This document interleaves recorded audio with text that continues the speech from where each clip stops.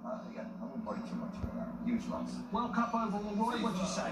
How would you mark it? Yeah, I've enjoyed it. I've enjoyed Brooklyn. Yeah, I've enjoyed the games. I've enjoyed watching the attacking players. But it's great to see Spain, like the last Euros, you see the top teams turning up.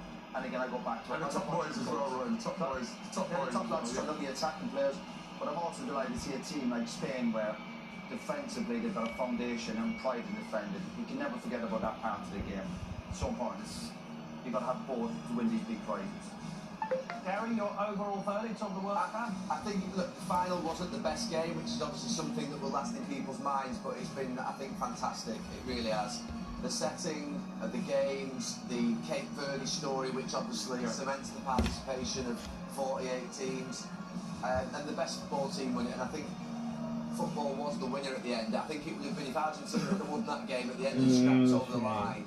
I think a lot of people here in America might have gone, is that what football's all about? You play like that, you're world champ. It wouldn't have been right. I think Spain were a deserved winner. The refereeing throughout the tournament was outstanding. I do think the referee, possibly in the England game and maybe today, could have got a grip of the Argentinians a lot quicker. But generally, it's been very good. But we shouldn't be too harsh on Argentina. They're fed up with everyone and criticising Argentina because you have to find different ways to win. Argentina, brilliant team. They can't be all as stylish and brilliant as Spain. So you have to find a different way. So they deserve it today, but go easy on the losers. No, I think, like, again, the best team did win. I think they've been the best team in the tournament, but I think that from a tournament point of view, I don't think we can just brush over things that's happened in this tournament.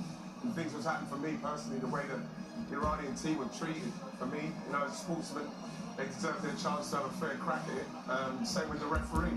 I think things like that shouldn't be forgotten because obviously once the game starts, we forget about those things. But again, football is the winner here, but we can't forget those things. No, we shouldn't forget it. I think the three hosts have been excellent.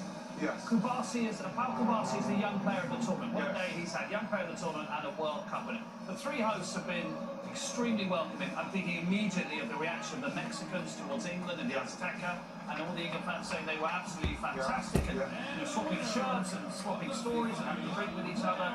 Same in Canada and here in America. I was out yesterday trying to get to the cinema. It was sold out, the Odyssey, and I just heard a chap saying in the shopping centre, "Oh, France have scored another goal." Yes. And I just thought, it's interesting. Just Americans in the way that we have at home. Yeah, what you should have done is got the Toy Story. There's other movies out there. But it does look like as if, to some extent, in the States here, particularly because Mexico's a populous country, we know anyway, people are understanding why we're... Yeah, I think so. It all helps. Listen, there's obviously always challenges with World Cups. We had it in Qatar, we had it in Russia, etc. But also, we're